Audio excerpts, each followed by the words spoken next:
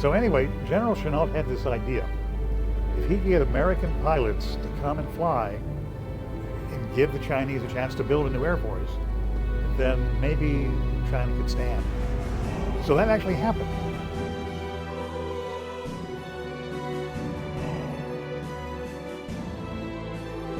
China played a crucial role in World War II.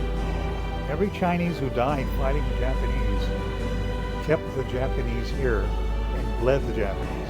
The Japanese had 2 million soldiers in China throughout World War II.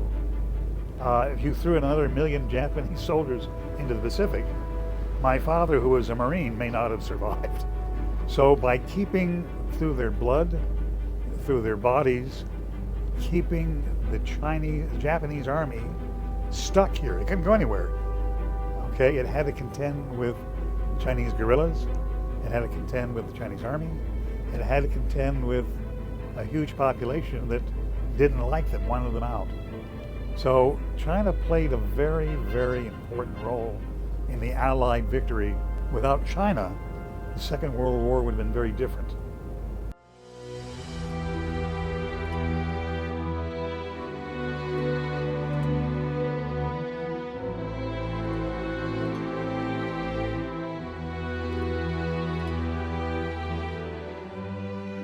Well, our photo exhibitions are very important. But more importantly, when he wrote me that letter, he was talking about our Flying Tiger Friendship School program. These are schools that join our program. It's a voluntary thing. We now have nearly 100 Chinese schools. I'm very proud of that. Now, part of it, I've noticed something when these guys come back to China. It's a look in their eye. You know, and it's a bunch of them, right? And I didn't know what it was. I didn't know if it was surprise or happiness. But when they come to the airports, they get on the trains, they see the cities, they all have a look, same look. You know, and it took me about 10 years to figure out what that look is. That look is pride. They see China today and they are proud because what they did 80 years ago in getting the Japanese out of this country set the base for your revolution, set the base for China to be rebuilt. So their fingerprints are on modern China, and they feel it. And it's important that everyone understand that.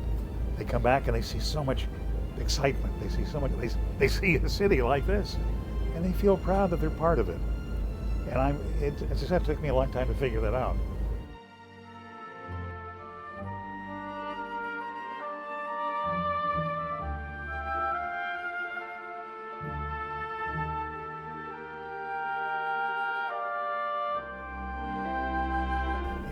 Every minute in an airplane is terrifying because someone's trying to kill you.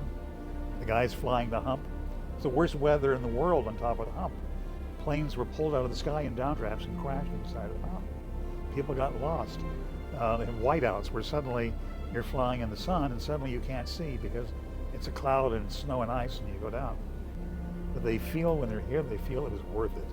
They did something, they feel they were part of history, and they feel they're part of history of your country. And I'm very happy that I can help bring it back.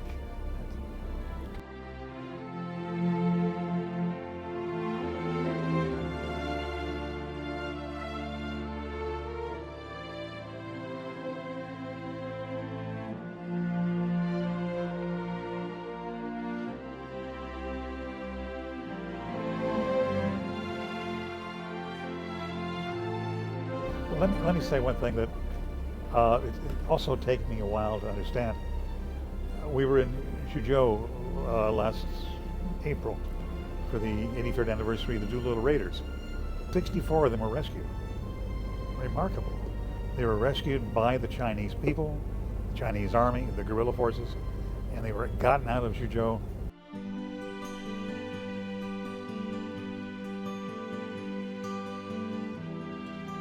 Every time a Chinese civilian saw an American coming down on a parachute, they want to go help, right? I'm going to help him. But wait a minute.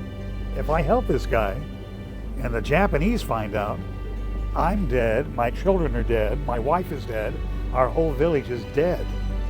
Now, do you understand what a terrible choice that is? I mean, that is a remarkable act of courage. for a Chinese, some guy he doesn't know. You help this man, you want to help this man, but it'll cost you everything.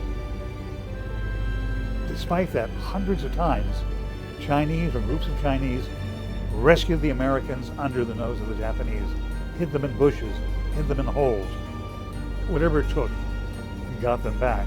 Today, 80 years later, that's an example to us. The American people and the Chinese people, if they get together, there's nothing they can't accomplish together. There's no problem that together they cannot overcome. That's the lesson of World War II. That's the mission of our foundation.